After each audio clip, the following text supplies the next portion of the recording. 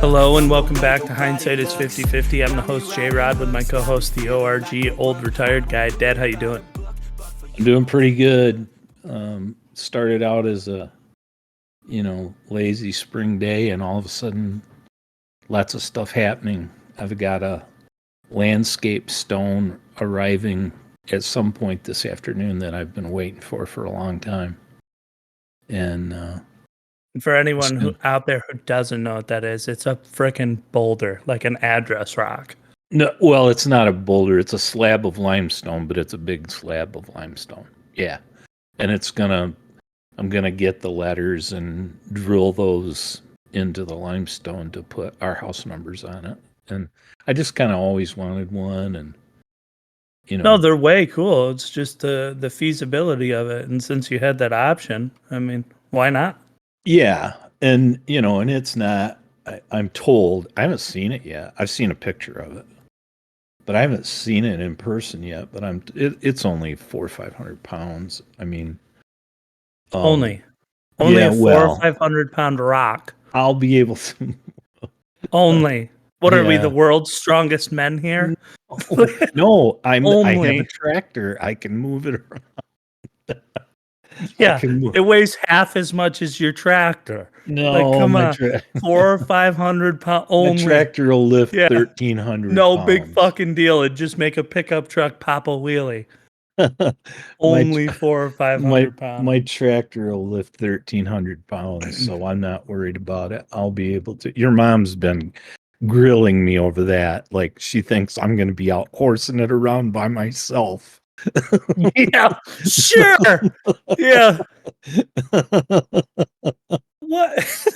In what fucking world do you move that thing more than 3 inches? Well, I tell you, I remember one time I had to. Now, this was in a parking lot, and I had to move those, those concrete bumper blocks in a parking lot. This is in a parking lot that we were supposed to repave in downtown Detroit. Like the little mini curb things you park at? Yeah, but these weren't mini. They weigh 440 pounds apiece. And I was in my 30s. And I dragged them around. And I moved like 7 of them. How bad a shape was the parking lot in when you were done? Not at all. And we were, going to repave it anyway. I just had to get them out of the way of the paver. I never had to do that, and I'm thankful for that. The worst I've had to do was when I used to bale hay. Those giant, like 2-story wagons, they're huge, and they hay bales when you take them to auction.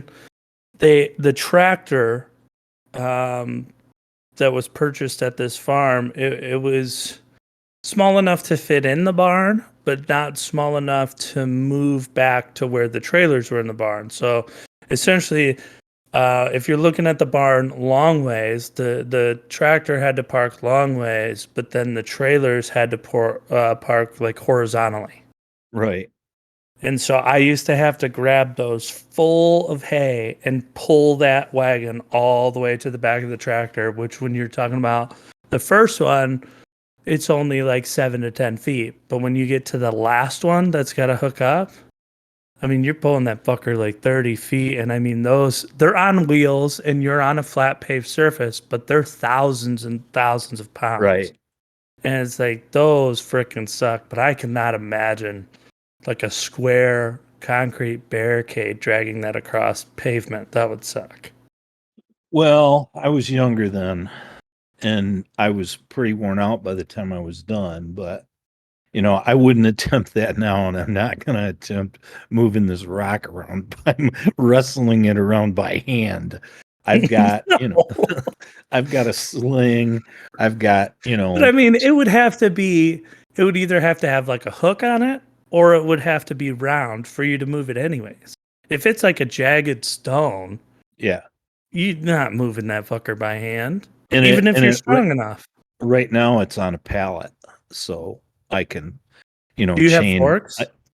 I can, move that sling around and a log chain around and lift it with the tractor bucket. But yeah, I've already been raked over the coals by your mom about not not trying to move the rock.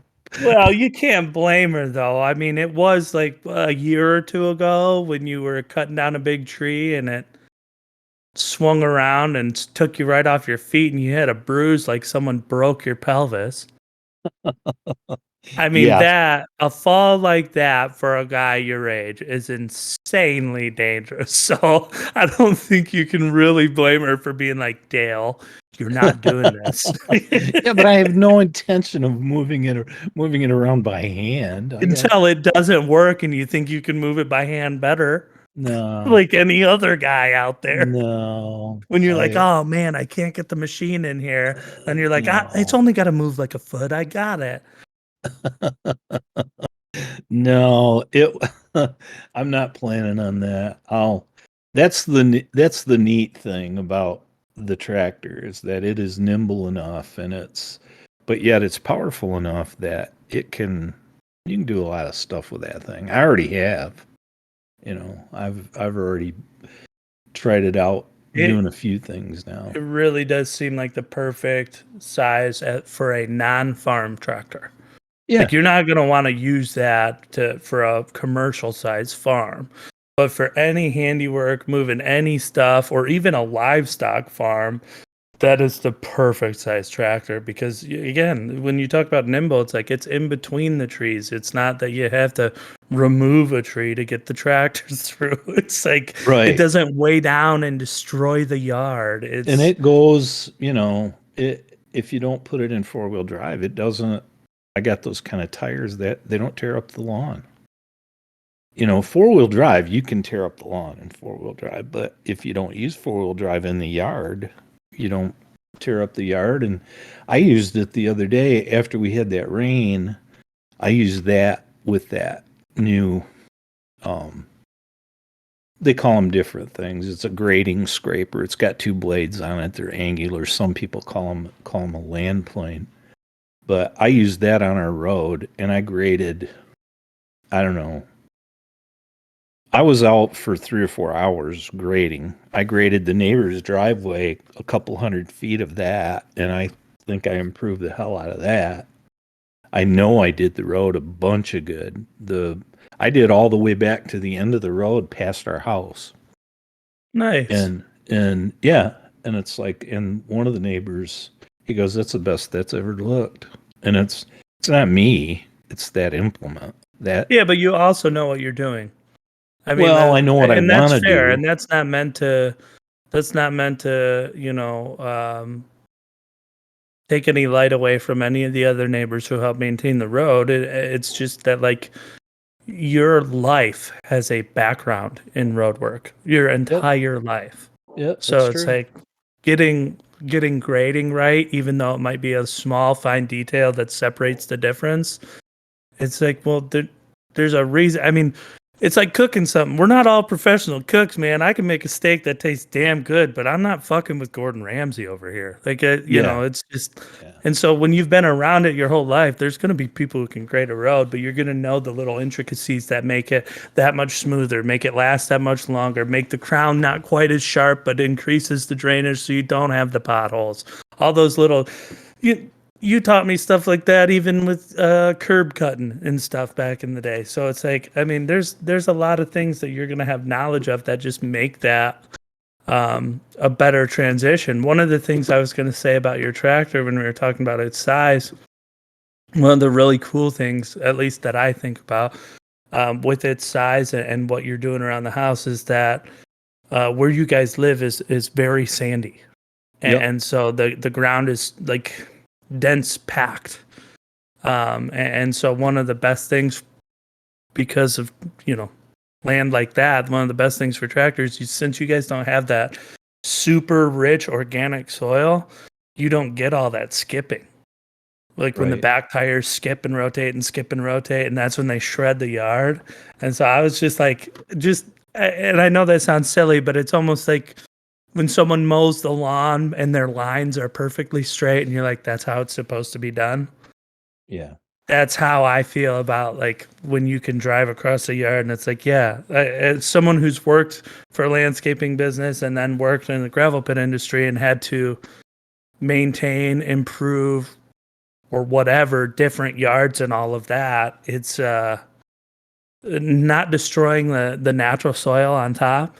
It's like something that scratches like an OCD itch for me, where you drive across and you're like, yeah, you did all this work with the skid steer on their property and you didn't tear up their fucking lawn. Like, you know, they're thankful for that. Well, the one neighbor who he just does everything, Greg.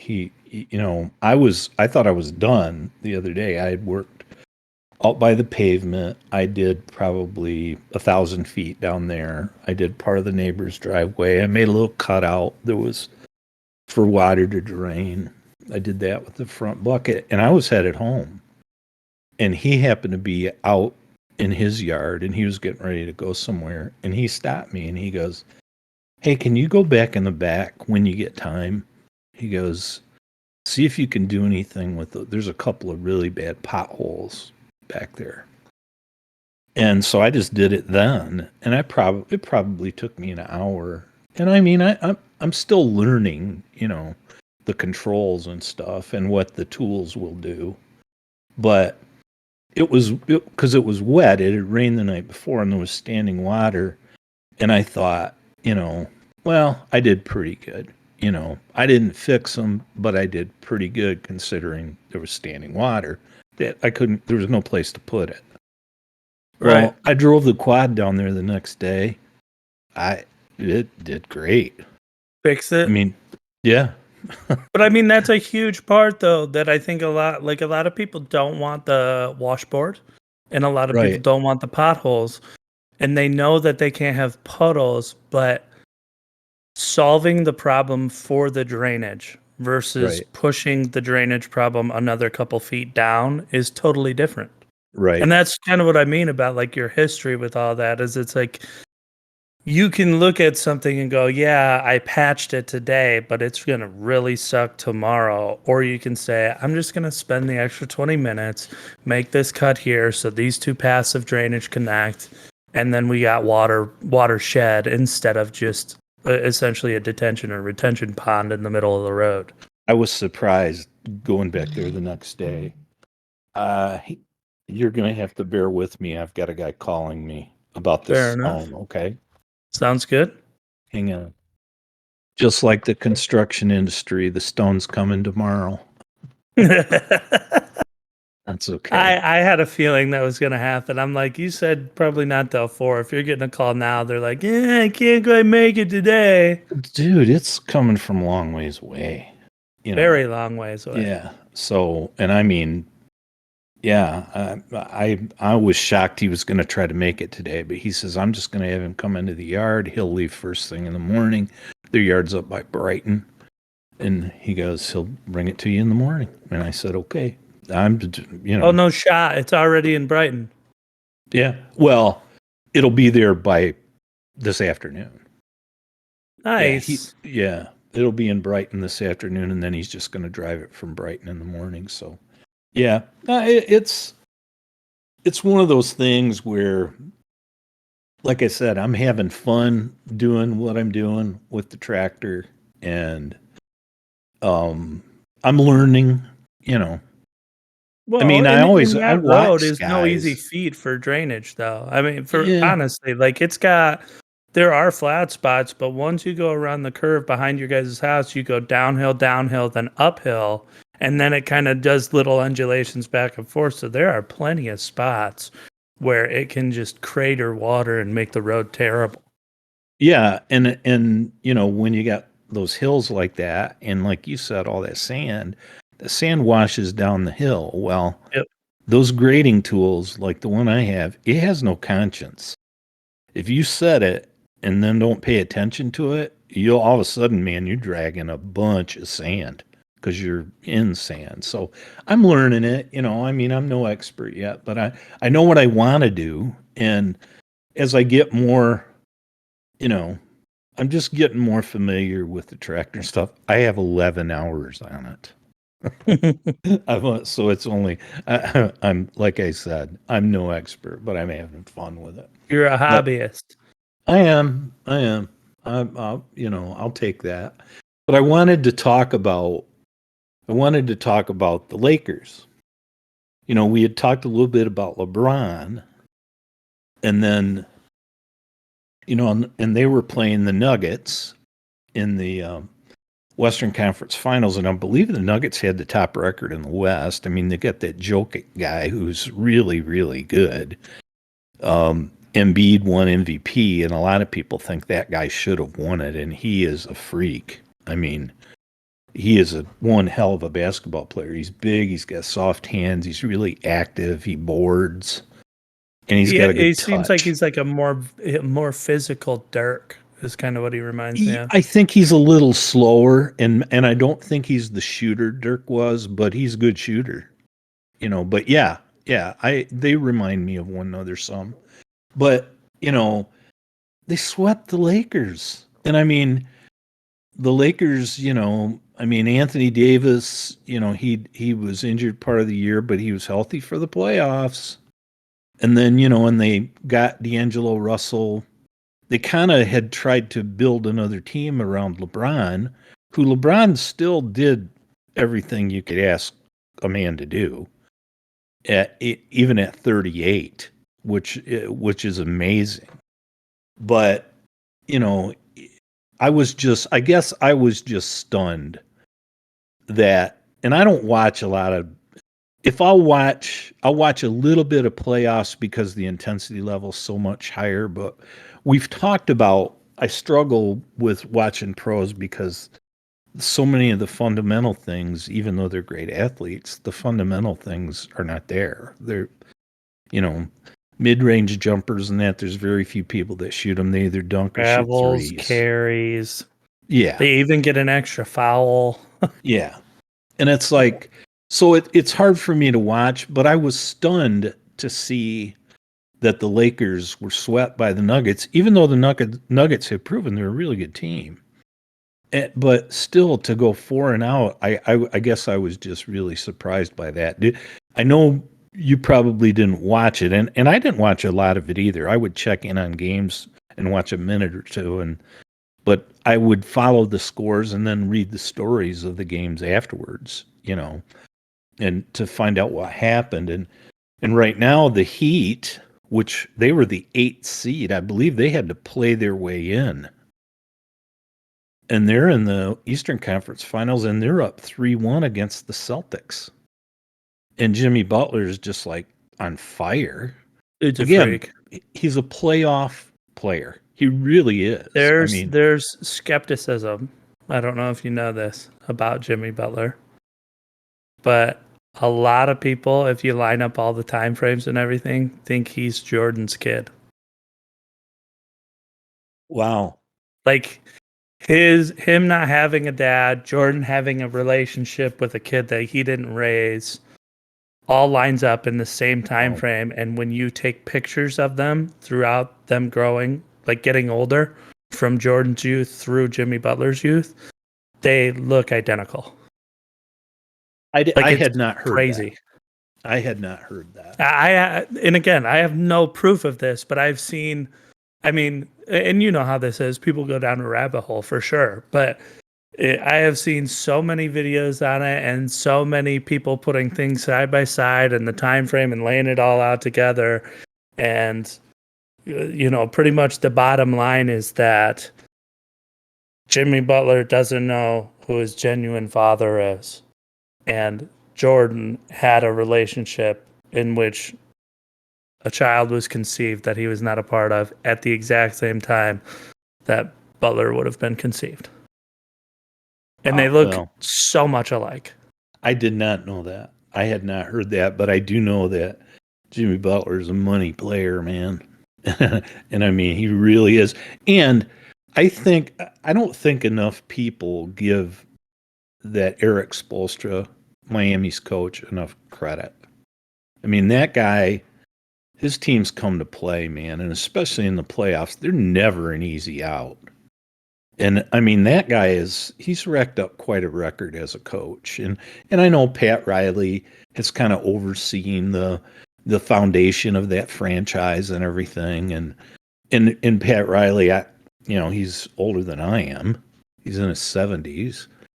So I don't know how much he's involved still yet. But that Spoelstra guy, their coach, is I just think he's a really good coach, and his record proves that, But when when the Lakers got swept, I was just stunned by that, and I should give Denver more credit because I'm quite sure they had the best record in the West. But at the same time, that's LeBron and Anthony Davis and D'Angelo Russell and others. That's a pretty good roster.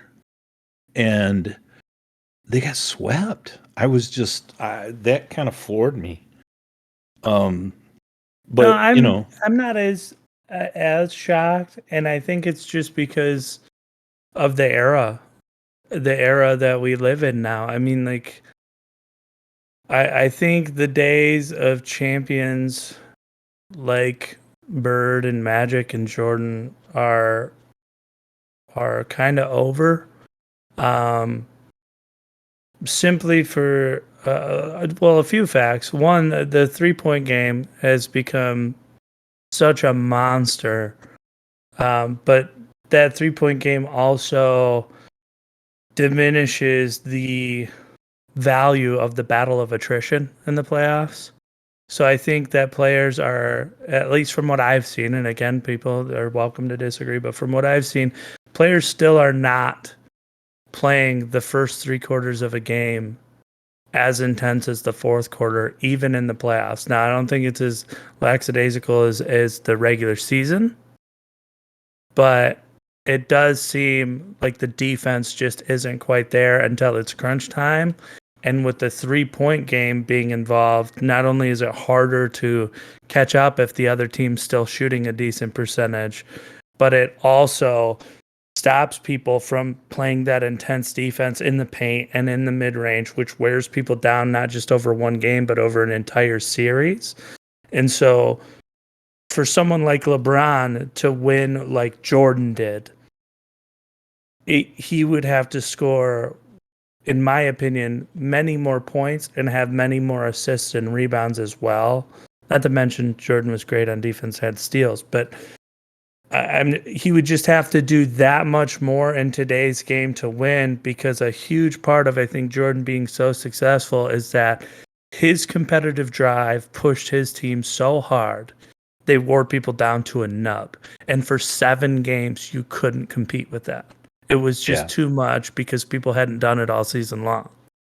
And so you think about Rodman. I mean, that was the best thing that ever happened to them. And it's like, we all know Rodman's a fucking wild man, but not only would he piss people off, he'd make them fucking exhausted. I mean, he would body you all the way down the floor. And then if there was a breakaway play or anything, that dude would take off, and it's like everyone's trailing him. I mean, he just was like a gazelle on the court, just constantly running. And so I think we've left an era where it's a battle of attrition, and now it's becoming the most technical clutch players.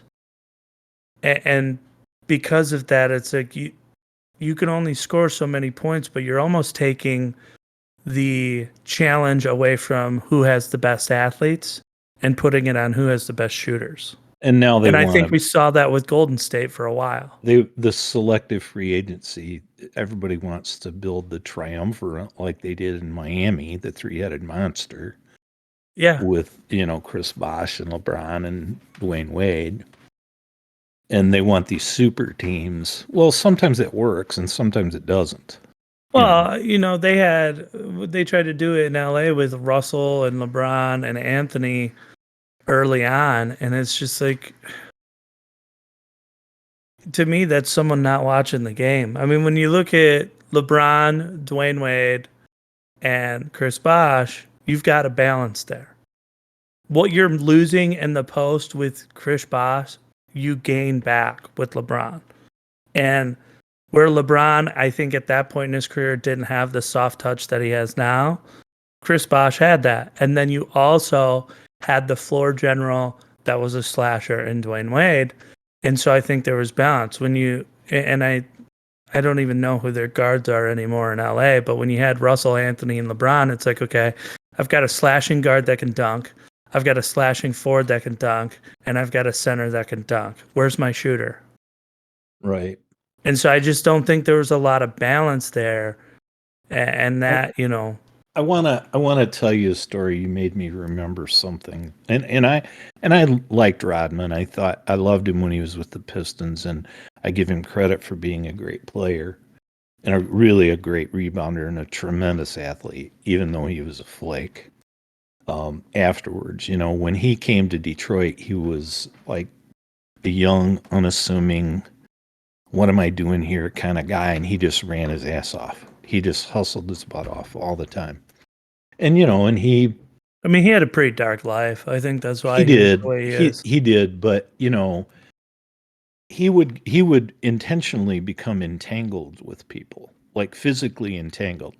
Their elbows, their legs, their arms, their legs. He would do that intentionally. And he would even do it to a point of where if he fell down, that was okay as long as they fell down. Sometimes he'd flop and pull you with him. Exactly. And I saw this happen. And I want to say it was a playoff game, but doesn't matter. But I saw this happen. And this is when I still watch the NBA more than I do now. He tried that bullshit with Charles Barkley. And that didn't work. And Rodman backed right down because Barkley did not.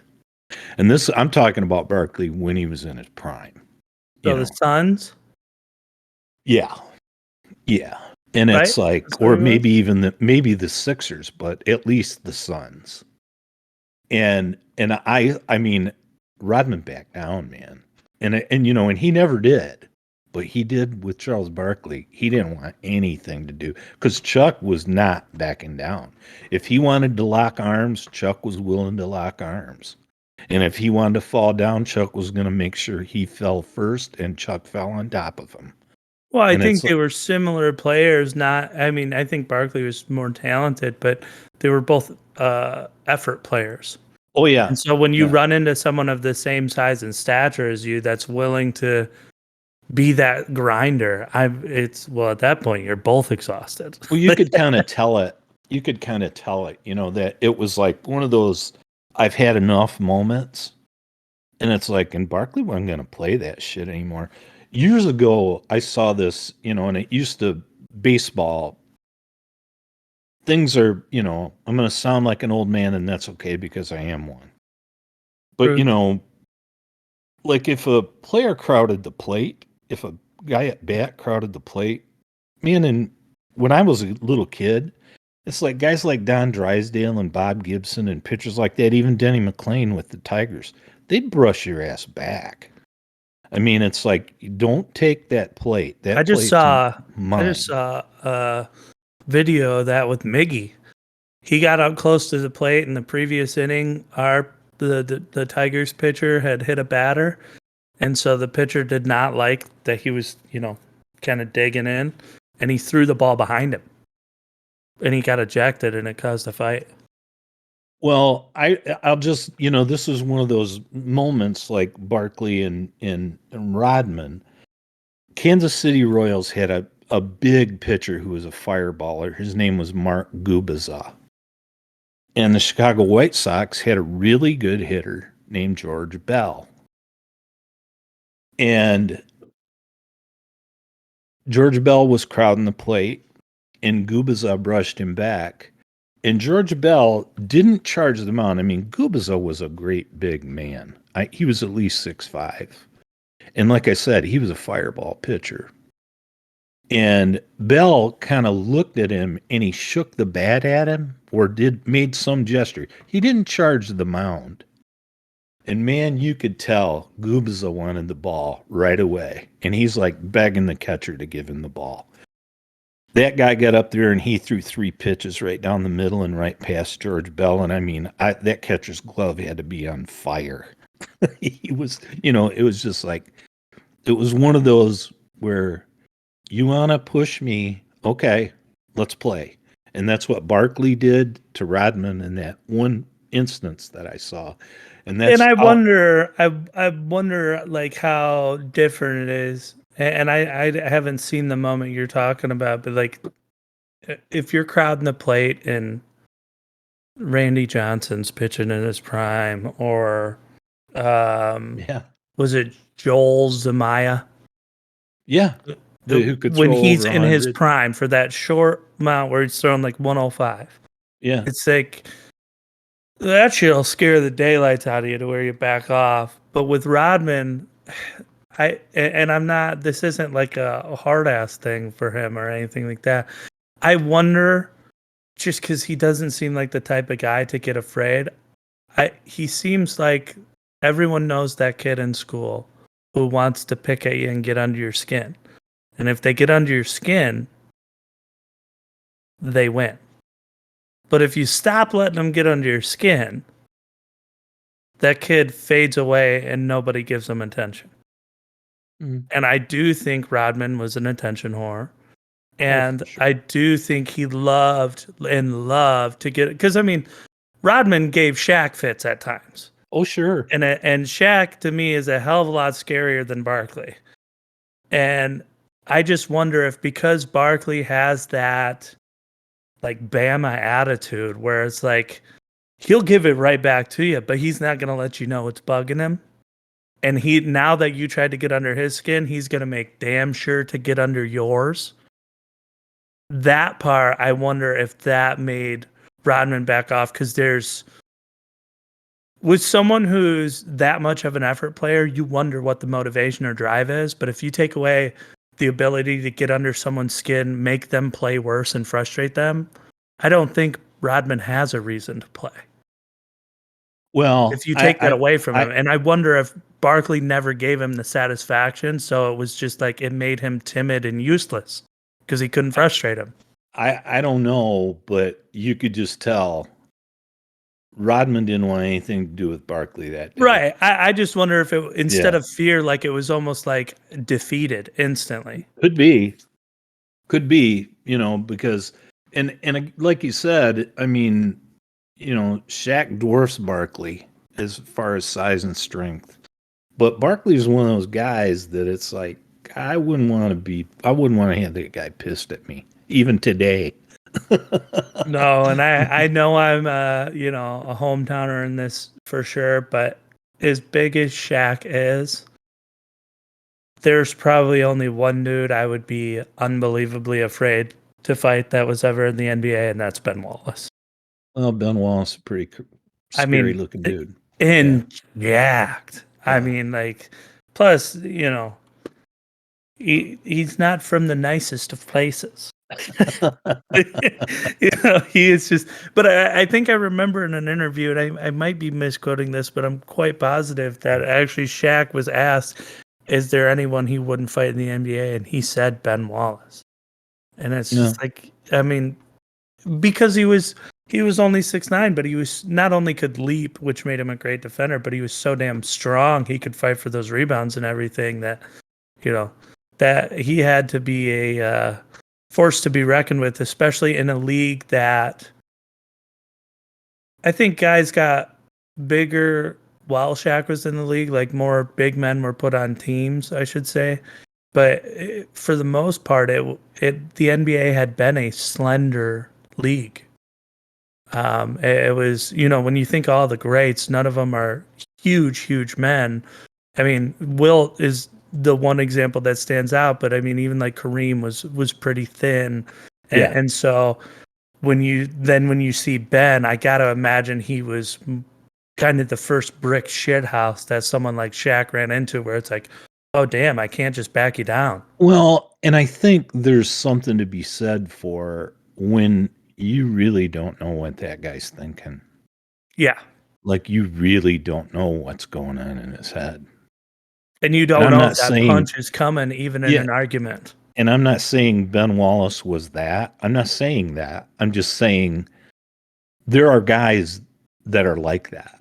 And there are guys that we know, there are acquaintances that you meet in everyday life. And then there are athletes that we see on TV, and you really don't know what. I mean, that guy could do anything next. He could pick up a chair. Right. You just don't know. And And I mean, especially like, and this is not a racial comment, but when they're built like a fucking gorilla, it's like, it's a little bit scary. there's I no mean, like question Ron about it. Artest comes in the stands. Ron Artest is a great big man. That is Oh yeah, scary, but I will yeah. fight Ron Artest. Ben Wallace comes into the stands. I am running for my life. And I mean, Ron Artest would dwarf me in size, What but it's like there is a difference between this guy might bust my teeth out and this guy might fucking murder me. I I neglected to say at the beginning.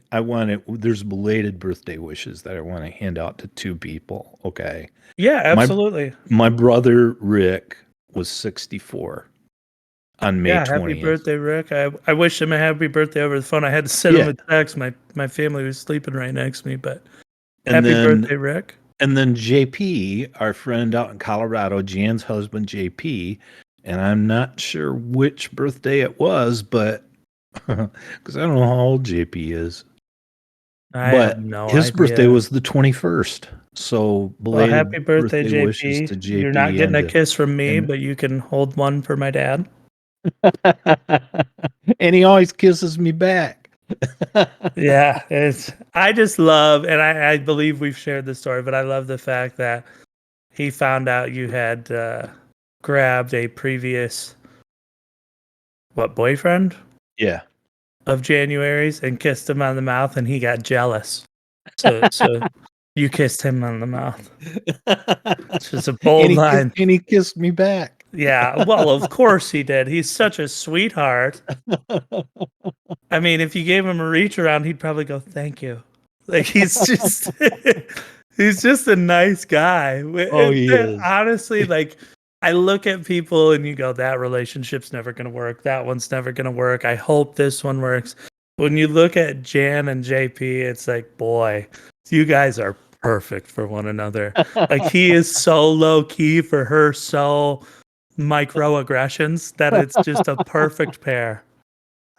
Uh, no, I neglected this. I wanted to say that, and because they're both their birthdays were last week, and yeah, so happy birthday to both of them. And I Well, and and I on that note as well, Brian, he goes, well, you guys probably know him as this big dog. He's one of my gaming buddies online. His mama had a birthday this week. So, Mama Big Dog, I'm not going to say your last name in case you don't want it out there, but happy birthday. happy birthday to Big Dog's mom. Yeah. Yeah, yeah.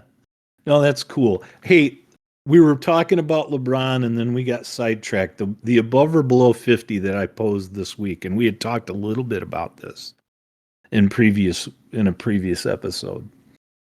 Okay, the above or below 50 question for you this week. LeBron James plays next season with the Los Angeles Lakers. Above or below 50 and why? What is his contract currently? He has 2 more years, 92 million, I believe. And how hard is that for another team to absorb? All they could.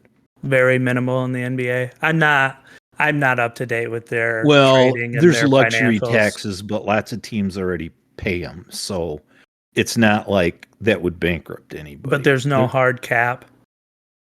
There's a cap, but again, if you go over, you pay luxury tax. So you Okay. can go over. So, I So mean, take that out of the equation, that's a hindrance. I've got to go 50-50 here. Right Really? after, because I don't know enough um, about his frustrations with LA. It doesn't seem like he's built a very good rapport with the legends in LA. It seems like he doesn't give a shit about it, which is kind of crappy in my opinion.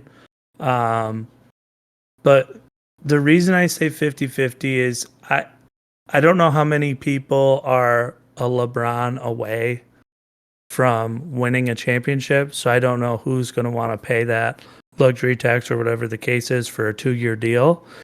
And I also don't know what his son's plans are in college. Because if he's one and done, then next year LeBron might want out to get on whatever team drafts Bronny. Does that make sense? Yeah, is his son all that? No. I know he's going to USC, right? I believe so, yeah. I thought he committed to USC. So this is my 2 cents, and I'm sure there's people out there who will disagree, especially fanboys and other people who are much more invested in the sport than I am, that have more knowledge about the situation than I do. But from what I understand, Browning was a top prospect. LeBron James' son was a top prospect in like the top 250, not the top 100. And it was only because of his last name. And he actually had one teammate for sure, but I believe 2 that were outshining him constantly.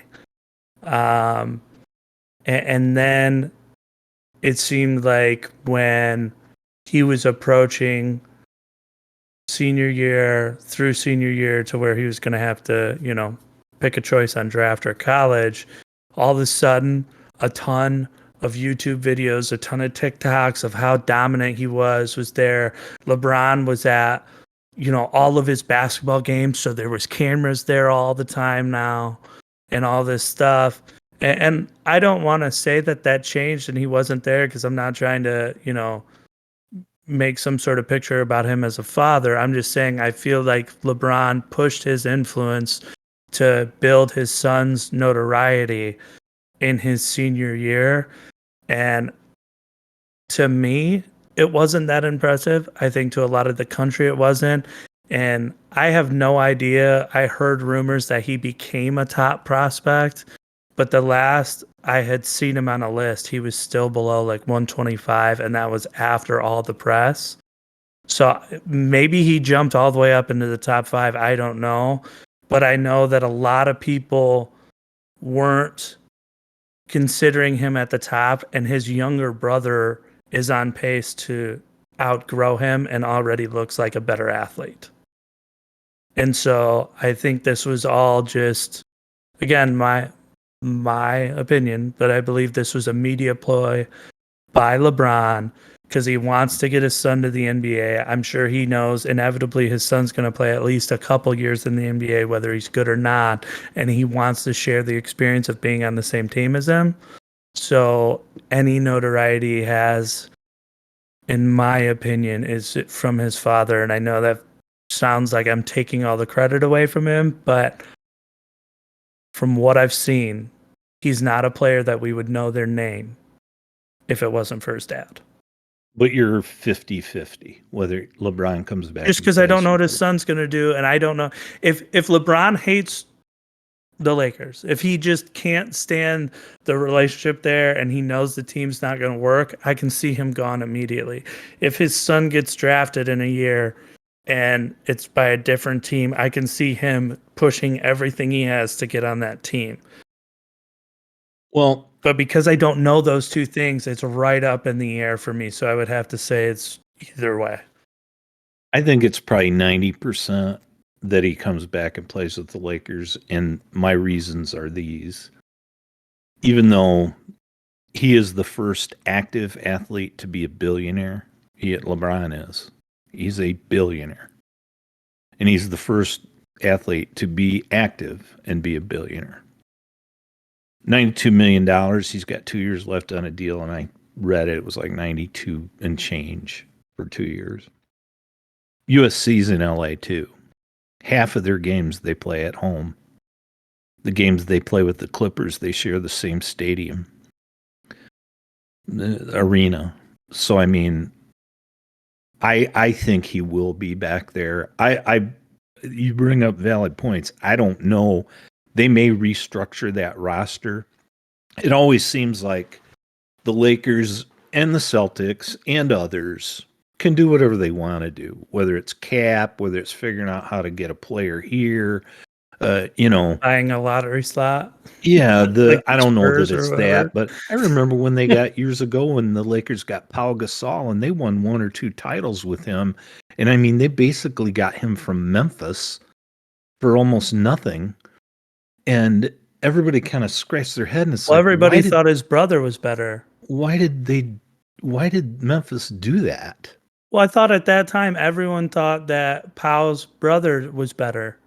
Well, And then Powell came to the Lakers and kind of quit the, flopping bullshit and started playing like a basketball player. That was my memory of it, at least, was that yeah.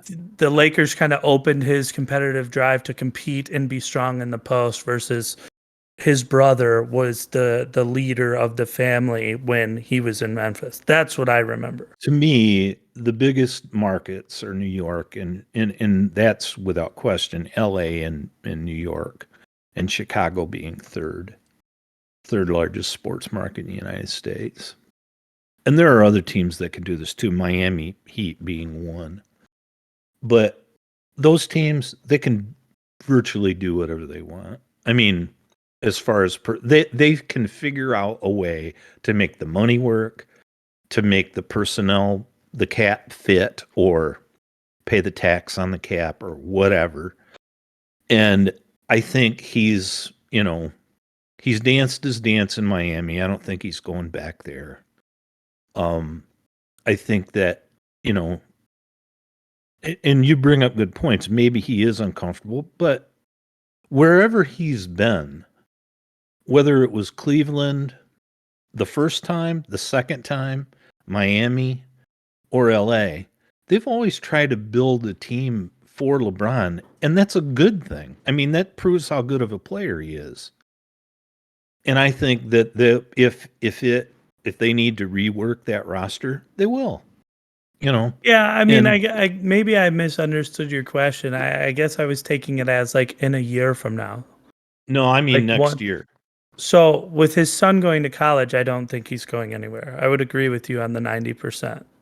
But after that season plays through, so like a year of a full season from now, when his son's had his freshman year of college completed, that's when I think it's 50-50 on where Bronny goes. Okay, well, That was my bad. I literally was like, when I asked you about his contract and you said 2 years, I was thinking in my head like, okay, so when he's got a year remaining, where's everyone at? Because I don't the biggest part of the 50-50 to me is where his son goes, if he goes in the NBA. And that I don't think is going to be an issue for this coming season. yeah. And his son, if he is going to USC, and I think that's where he's headed. You know, USC is in LA too. So, at any rate, you mentioned right before we went on air that Big Dog had recommended a movie that for us to discuss. He And did, and it was funny because he said he goes, it's a hitman movie, it's a comedy, and it's got John, and I go, Gross Point Blank. And he goes, yes. And I was like, I know exactly what you're talking about, buddy. Like you okay, didn't have to go very far. It's that and much this of a is staple. in this movie, that movie I have on my DVR. Yeah. I So I've seen that movie, no joke, probably 20 times from beginning to end. I can't tell you how many times I've seen parts of it, but it's one of those movies where I've actually sat down and watched the entire thing so many times. the the um the premise, it's a 1997 movie, and here's a short version of the plot. And by the way, Big Dog, great suggestion. I love this movie. After assassin Martin Blank, played by John Cusack, has trouble focusing on his work, resulting in a failed assignment, he returns to his hometown of Grosse Pointe, Michigan, for his 10-year high school reunion. There, he meets Debbie Newberry, Minnie Driver, an old girlfriend that he stood up for the prom.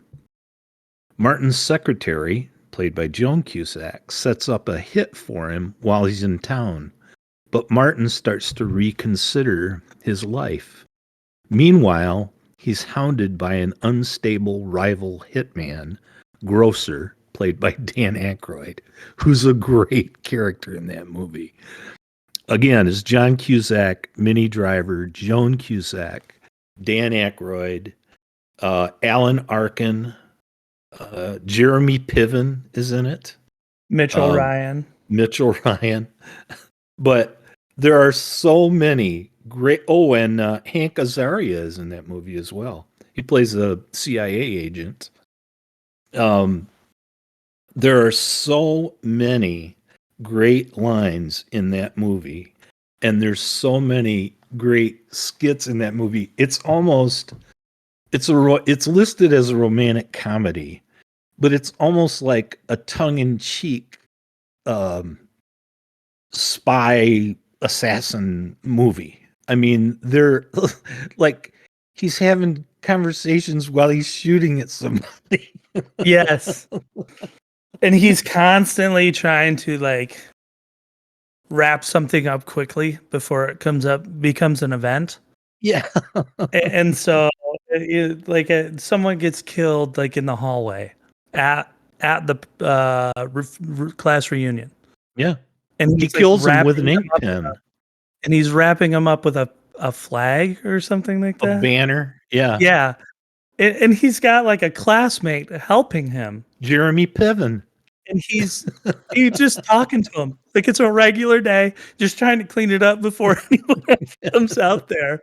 And one of my favorite scenes of the movie, John Cusack and Minnie Driver and Mitchell Ryan are all in the bathroom, and Mitchell Ryan plays Minnie Driver's father in this movie, and they're getting shot at, and he's got a gun, and I think he's bleeding, and he's all sweaty, John Cusack is, and Minnie Driver and her father are hiding in the bathtub, and he's asking her father for permission, for his blessing to marry his daughter in the middle of a gunfight, and he's like, "You got my blessing." Yeah, you've got my blessing. Oh man. Oh, there's just so many, and the humor is so dry. Like when he goes to his old school and he's just kind of standing outside, and the banter between he and a former teacher, because everything he says is like really short and to the point. And he's seeing this psychologist, this Alan Arkin, who is totally freaked out because he's found out that John Cusack isn't a paid assassin. And it's just freaking him out, like he can't hardly deal with it. Like he's telling him, promise me, don't kill anybody this weekend. So his psychologist is freaking out over it, but Cusack, and even the exchange with the teacher that he had in high school, that he sees outside the school one morning. I mean, it's just, all of it is so dry, and so he pops in to Minnie Driver does a local radio show, and he pops in to visit her. It surprises her. Like 10 years after standing her up for prom, and never heard from him again. I mean, he went away, he went into black ops, and nobody ever heard from him. So he comes back. She's on the air when he goes by her window. She tells him to come in, and she puts him on the air. Yeah. It's just like so uncomfortable. Well, with Jeremy Piven, one of the classmates, the guy who helps him in the hallway with the dead body. One of my favorite parts with him is before someone gets killed at the class reunion, they're sitting there talking, and Jeremy Piven's talking about, just the settled down life that he has and all of that. And he's like, "So what do you do?" And John Cusack goes, "I'm a professional killer." He looks him right in the eyes and he goes, "Do you have to do postgraduate work for that?" And he just, you can tell that for John Cusack, he's just being upfront because he knows people won't believe him, and other people are giving him shit for it. And that banter I love, as well as you talked about Dan Aykroyd. We all know he's just a great comedian in general, but he's the other hitman in this movie, and they have, and they're competitors, by the way. Yes, yeah. And they have a climactic scene against one another where they get into a gunfight that starts off about the distance of a house away, but ends up with a kitchen counter between them in which they're firing guns and talking shit to one another. And it's hilarious. I mean, I just love that. I really do. I truly enjoy the humor in there. It's a little bit twisted, but it's also just it is so dry, but it embraces their awkward personality of like the weird they have to be so bland for the type of work that they do. I mean, again, that's a great suggestion, Big Dog, because that is one of my, we've talked about this. I I can't come up with a list of my 10 favorite movies because there's just more than 10, but that's on the list. I mean, And that Cusack is also in that movie, by the way. who is? And Cusack. I saw that. I saw that in the cast listing, and I don't remember her character. I do. But I I mean, mean, this whole family acts. It's pretty there's cool. well, and at the class reunion, Jeremy Piven is trying to hit on the homecoming queen, and she doesn't know. She won't even acknowledge his existence. You know, and he's like, struck out again. Which for anyone who doesn't know who Jeremy Piven is, he was Ari, the agent in Entourage. In That Entourage, if yes. that helps you. That he's that little annoying the little annoying Jewish guy character is usually what he plays. And oh my gosh, again, so many scenes to that movie are just they're so cute. It's the movie's well written, it's well acted. A lot of dry humor, which I just find fantastic. I mean, I It, love that stuff. and it's And the compulsiveness too. That's yeah, like we've talked about characters who are OCD and all that in the past or have some sort of issue. I think we talked about Jack Nicholson, as good as it gets, how his character's so convincing and how compulsive he is. That there is that like abstaining or hesitancy from John Cusack that makes him seem compulsive, where you can see where other people are grinning and something's funny, he's uncomfortable and stressed, but it's just because he's wound so tight. And I think that's just it plays into his character so well. it is. It's just that's just a great suggestion. It's a 1997 movie. I know, so that makes it what 26 years old now. But Still worth it. it's timeless. It's what was funny then is still funny now. I can watch that movie. That's why I've never deleted it from my DVR Well, because and that's a huge thing, the timeless that you said though, that because it does not cover any topics that date it. Like you have a class right. reunion, you have family not seeing each other for a while, and you have a radio show host. And so everything they do in the movie is not dated. So although the film may look a little bit older, there's nothing that's like, oh, this is an old movie. Well, and he's such the quintessential hitman character. He dresses all in black. He drives a rental black Lincoln Town car. I mean, it's such a parody. It is. It's such a parody of a tongue-in-cheek, killer spy movie, but yet the dialogue is fantastic. And I mean, Minnie Driver's great at giving him shit for ditching her. she really is. She really is. That it's just a really entertaining movie. There's a lot of laughs in it. There's a lot of cute, not just lines, but situations, and then the whole delivery thing, like you said, when they're in the bathtub dodging bullets, and he's asking to if it's okay. He wants the dad's blessing to court the dog. Yeah. I mean, and he's serious, and like he'll hesitate and then reach around the corner and pull off 5 shots. You know, Yes.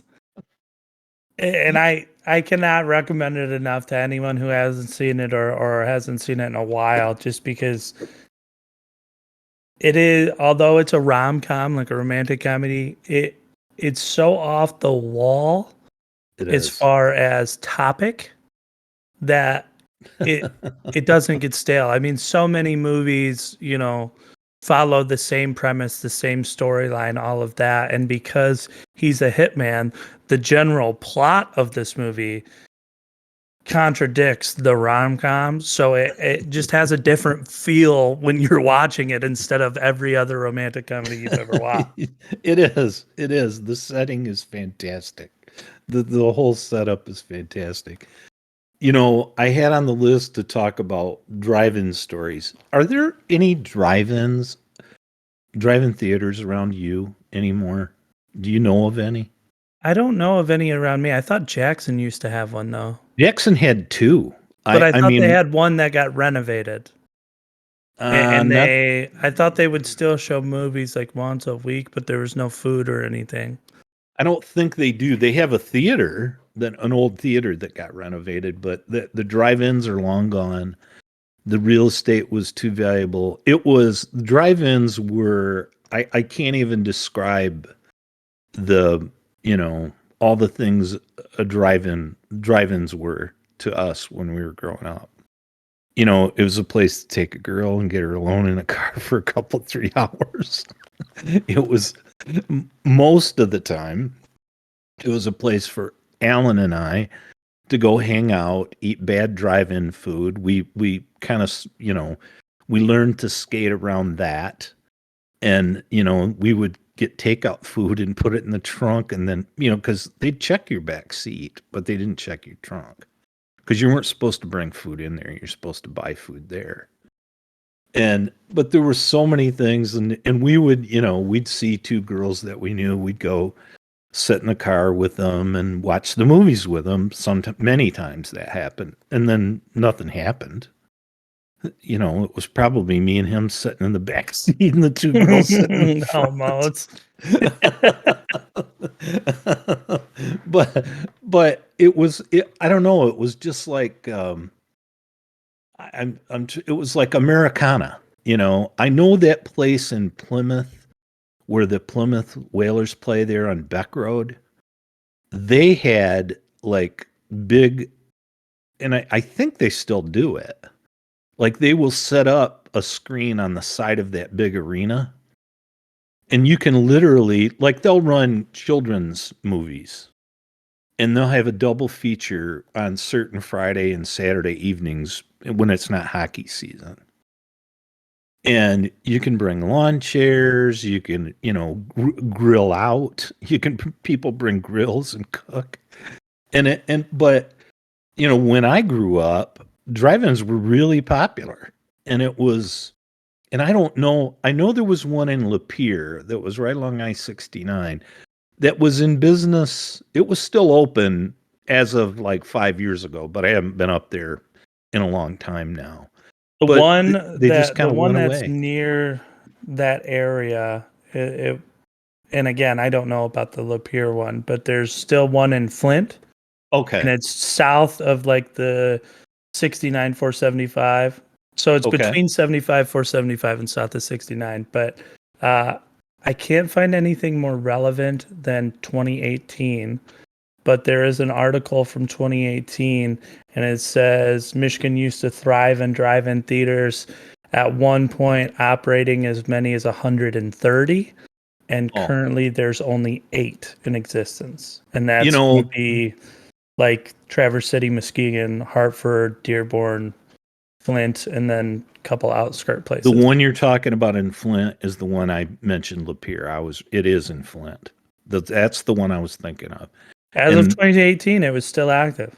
well, again, I said 5 years. That's the last time I knew. So that's 5 years ago. Yeah. I don't get up there. I used to get up there for work, and I'd see that because they'd advertise what was showing, and so they were still having I movies. wonder if they'll make a comeback too. I think it's cool. I think people in my generation, the millennials, if that's the term you want to use, um, millennials and potentially younger. I can't really speak for those generations, but I think there's a bit of nostalgia for those because we kind of missed out. Like we always got to hear stories about Cruise in the Ave Oh and yeah. about drive-in theaters and about hanging at like even the mall, like Yeah. people going to hang out at the mall died like early 90s before any of us kids could go hang out at the mall.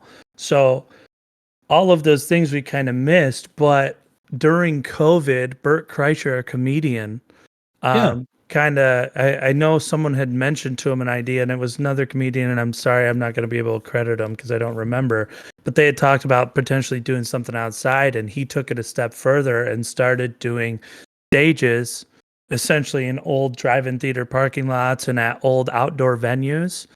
And so everyone could be outside, sit in their own car, and they would set up speakers around the parking lot, and he would do a live comedy stand-up show in front of them. And then at the end, because he wasn't worried about COVID, but he wanted to respect anybody who was, they would drive around in a golf cart and have like a drink and do meet and greets and take pictures with people who were comfortable.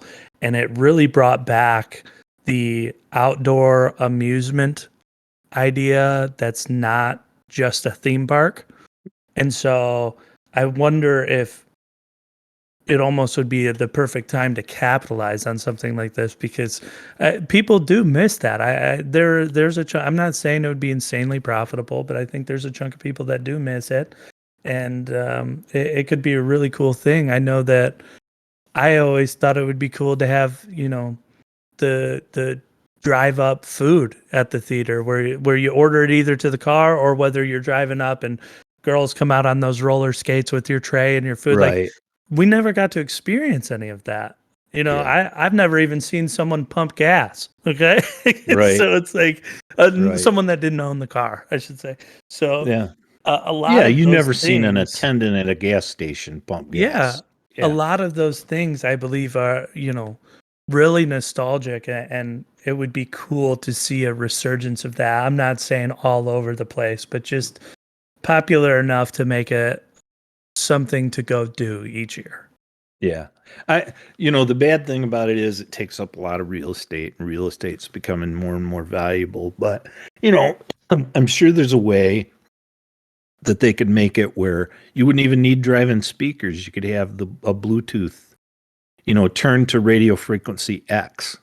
Exactly. And so you wouldn't even, because the drive-in speakers were hilarious. I mean, you couldn't, it was like, Well, I tell you, the place to capitalize on it, though, and again, I think you'd have to go like over a radio frequency like that. But the place to capitalize on it would be parking lots for sporting events. there. Yeah. Because it's like all week long when there's no sporting event, you can either hang a banner on the side of the sporting event building and have it play there, That's or what they just, do in Plymouth. yeah, That's or just exactly put what that, they do. the billboard up that you send the movie on if you want to in the parking lot. But those parking lots would earn money. And that, to me, that's one of those things that the city could easily put on and make all that extra profit.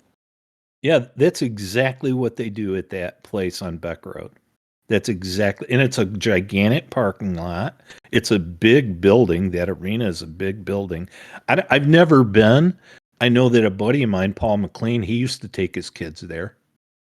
And they'd show double features on warm summer nights, and people would be like grilling, and they'd have lawn chairs, and it was actually, the way he described it was really cool. But the drive-ins, man, for me and the people I hung with when I was in high school, that was a big part of your life, man. It was like you were going to the drive-in like once a week, And they've especially in the never been a summer. bad idea.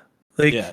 I'm not saying, profit wise, obviously you got to figure out what that is. But, I know one thing I've seen in kind of like an uprise in things for kids' birthdays and summer parties and all of that is because they don't have this drive-in movie for the kids to be able to have lawn chairs and snacks and all that. Now they make inflatable movie screens, projector Okay. screens, so that Yeah. whether you have kids at a pool party and you want to put it on the backside of the pool, or whether all the kids are out in the backyard, you essentially have like a miniature bounce house blow up and it has a projector screen on the side, and people hook it up to their like patio surround sound speakers. Yep. And then they just play it, and the kids have an outdoor movie. I don't think it's ever going to be something that totally goes away. It's just a shame that we don't have, the big venue for it. Right.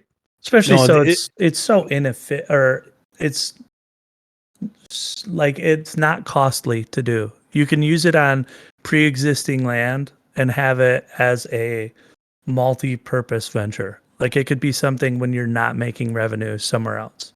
right. Well, again, that's what they do at that hockey arena. Because when they don't have games there when it's they have practice and all that when it's the weather's warm, but that parking lot is huge, and that's what they do there. But it was the drive-ins, and there were so many stories of things that just stupid things that we did, and we'd go there and watch scary movies sometimes and then be scared to go home. It's like he's staying at my house or I'm staying at his house. And but there was nobody so many. puts their dink in the popcorn. Yeah, well, we didn't do that. But I told you that I wanted to bring up one of the most embarrassing things that ever happened to me. And this was, gosh, I was in my 20s. So it's been 40 something years ago now. I worked in the engineering department of this big, government building. It was a huge room that was all carpet. And it was all the indoor, outdoor, real low carpet. There were like 4 desks in there. There were no cubicles. It was all open. And I mean, this room had to be 50 by 60. There were 2 drafting tables in the back and then 4 desks. And I had one of those desks. Well, I came in one day from the field and I went to go to my desk, and there was this giant carpet shampooer that was tipped up like it was laying down on the floor with the pad kind of, perpendicular to the floor. Well, I didn't think anything about it. There was a woman in the room, and she was at her desk, and she was a lady who she and I would get along for a while, and then we wouldn't get along for a while, and I don't know why. She was much older than me, but she was a very moody person. And then there was an accountant who was in the room, and he and I never got along at all. So I walk in, and I don't know this carpet shampooer is plugged in. I don't know that the scrubbing pad is taken off of it. So I just grab it because it's right behind my desk. And I just grab it to move it out of the way. Well, I grab the handle. And the trigger's in the handle. Oh, no. It took off. And again, in front of these people who I don't much care for anyway, that carpet shampooer wrapped around me like in a circle with this giant cord. Because now again, the pad's off of it. So it has this really frictional, like almost like a metal disc that you just lay this pad on. And then you put shampoo on the pad, put the pad on So you turned it into a giant sander. Yes, that's exactly right. And it like spun around me. It knocked me down. And I mean, and this all happened in front of 2 people that I just can't stand. And they were just aghast at what, so was I. I mean, it literally knocked me down, and I knocked over my wastebasket. That's bad, man. And they, again, these 2 people. Did you get soaked? No, there was he had gone to change the pad. He had gone to get a different right, but I mean, pad. it still dispenses soap without the pad on it, doesn't it? No, this is one of those. It's like they used to clean bowling alley lanes. I mean, the disc was it was circular, and it was had to be 30 inches in diameter. Yeah, it's like a floor polisher. Yeah, Yeah, and I only thought that the shampoo came from a different spot than where the brush was. no. What he did was like he'd just spray the shampoo on the floor and then walk Oh, over it with that pad. Well, with that pad on it, that thing just glides. Well, without that pad on it, that thing digs into carpet, and it did. Now, it didn't damage the carpet, but it damn near damaged me. that's where I thought the story was going in the beginning. I thought you were going to say you peeled up all the carpet. No, but That that would have would have been been bad. better if it wouldn't have knocked me down and caused me to almost fall in my wastebasket in front of two people I couldn't stand. So, that was one of those that, So when you stand up, what the fuck's your problem? and well, Just bring in yeah, an Allen line. to their credit, they didn't do anything till they saw I was okay. And it was one of those things. I got a hold of the handle making it go. I'm not even realizing that. So it took me a second to let go Yeah, to realize that's what was happening. And to their credit, they didn't start laughing until they knew that I was okay. And then they that's both just good. started howling. And I didn't have any choice, even though I didn't like either one of them. I kind of had to laugh with them. I mean, it was, Yeah, but I mean that's the best thing in that scenario. That's man, wipe dude, that I out. mean, that was one of those where to have it happen and then to have it happen in front of those two people. Oh, But it's not like a machine ran you over. I mean, this thing lassoed you. it did. Like that's It, the best it took part. me You down. got whipped like a cowboy. Hmm. It took me Peace. down. It took me down and then And you're almost not a stuffed little me in. guy, so it was probably quite the loud fall. Oh, and it almost stuffed me in a very small wastebasket. Oh man.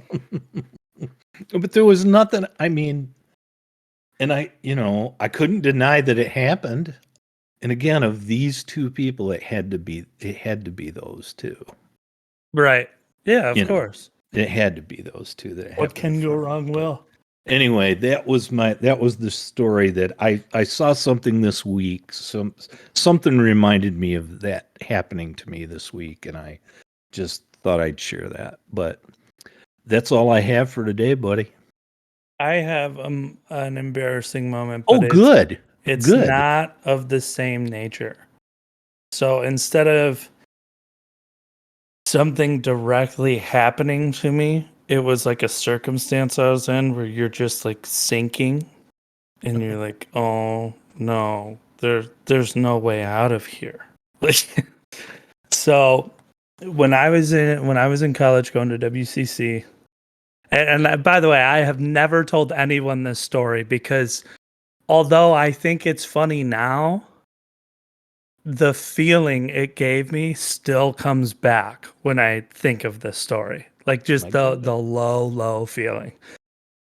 And unfortunately it happened from a quite happy event, I must add. But when I was in college, I was going to night class at WCC, and I had an interpersonal communications class, or a slightly more elaborate speech class.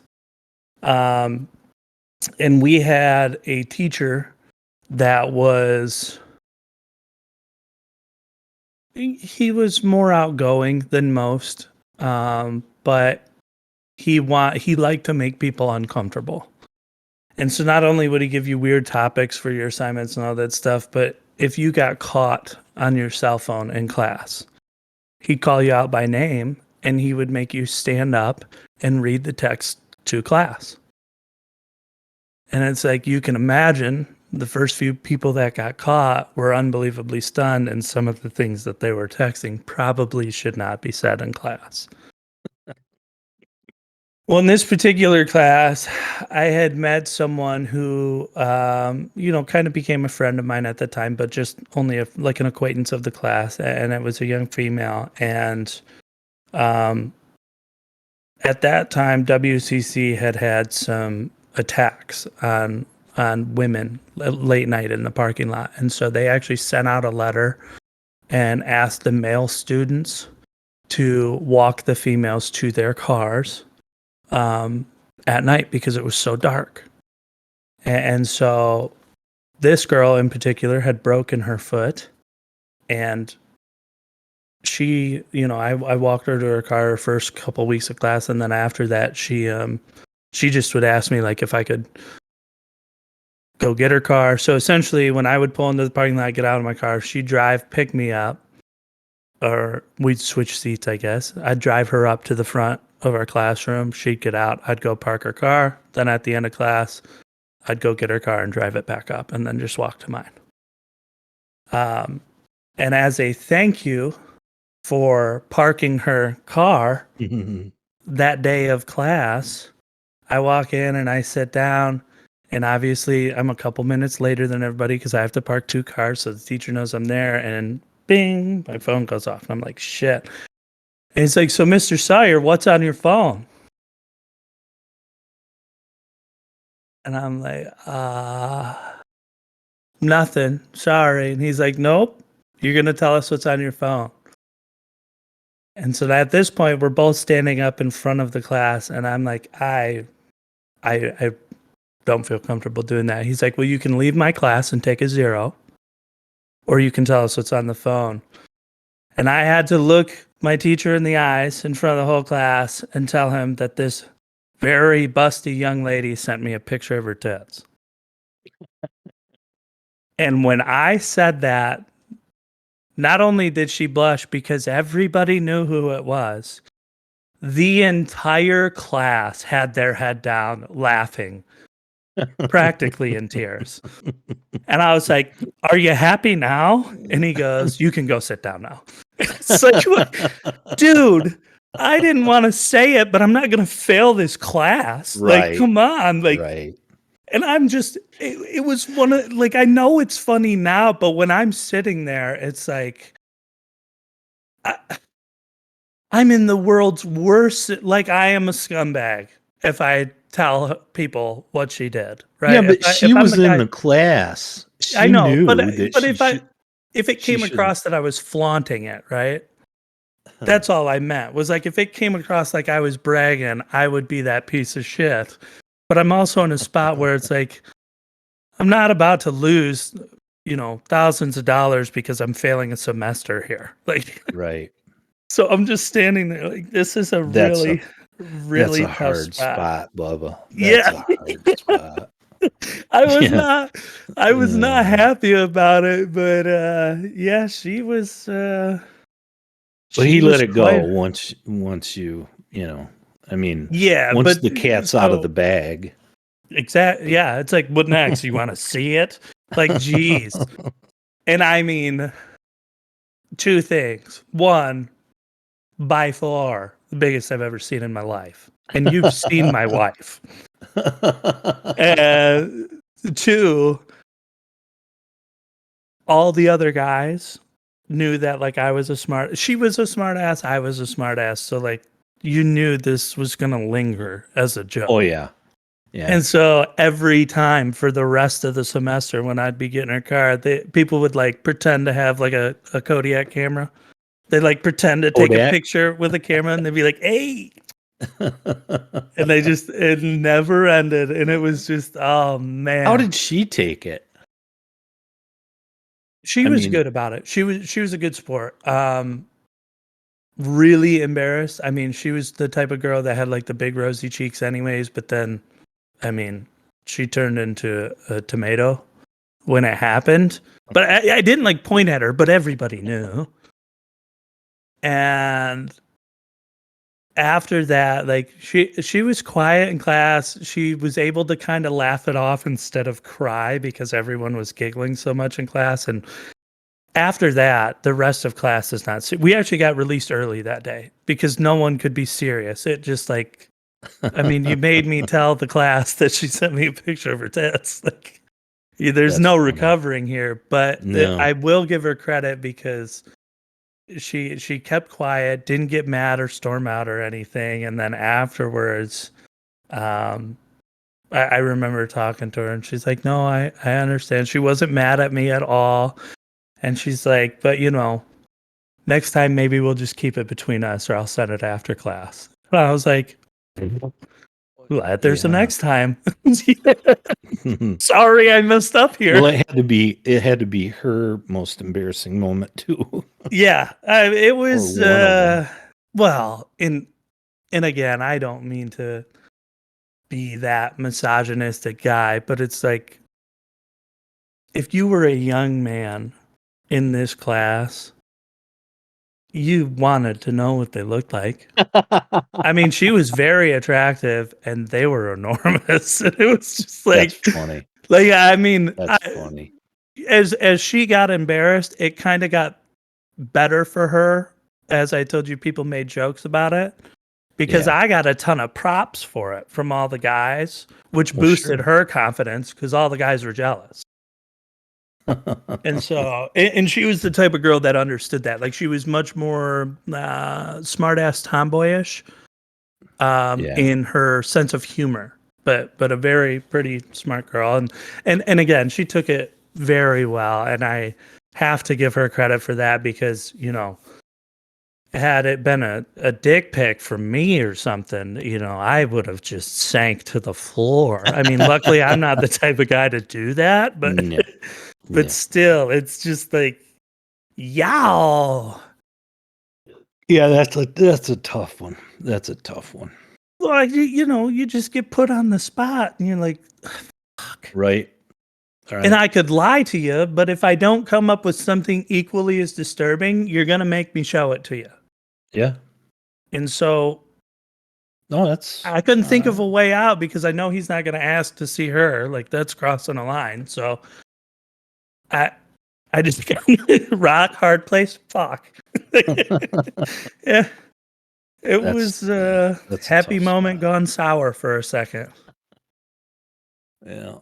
But I've got quite a few of those from college. I mean, there was I didn't go away. I went to a community college, but I still got to experience a lot of fun stuff there, and some different funny moments and memories with people, and all kinds of crazy different things happening. So it was definitely a fun time, some good experiences, and yeah, to that girl out there, if you ever hear this, I hope you're doing well. I didn't talk to her much after that semester, but good Well, on you. again, the movie, thanks to Big Dog, Gross Point Blank. If you had never seen it, watch it. It's a 1997 movie. If you haven't seen it for a while, watch it again because it's really a funny movie. And we'll try to have another one for next week. Yes, and we'll try and we should get another either embarrassing or insanely funny Alan story going next week. I think we're due for one of those. All right, buddy. All right, well, to all of our listeners out there, we appreciate you listening this far and sticking with us. If you like our content, please give us a like and share it with a friend. But on that note, be safe, be smart, make good choices, and peace out. Love you, Dad. Love you too, buddy. Bye-bye. Bye.